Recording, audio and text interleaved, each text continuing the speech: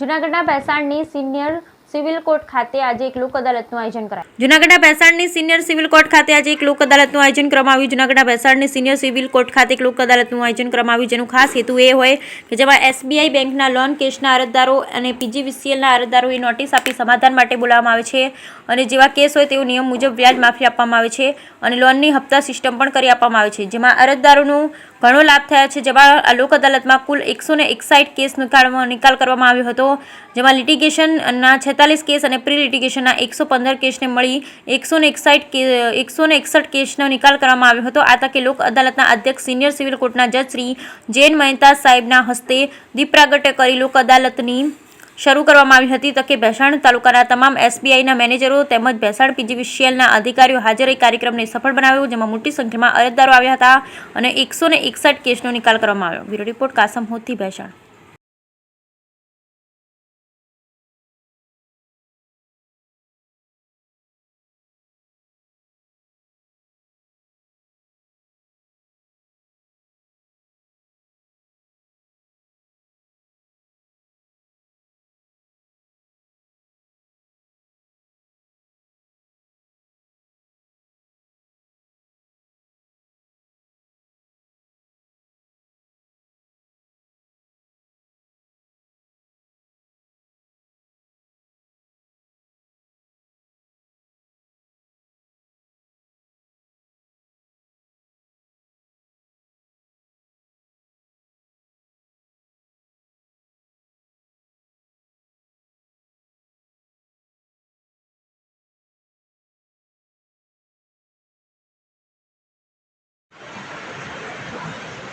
હાજી સાહેબ.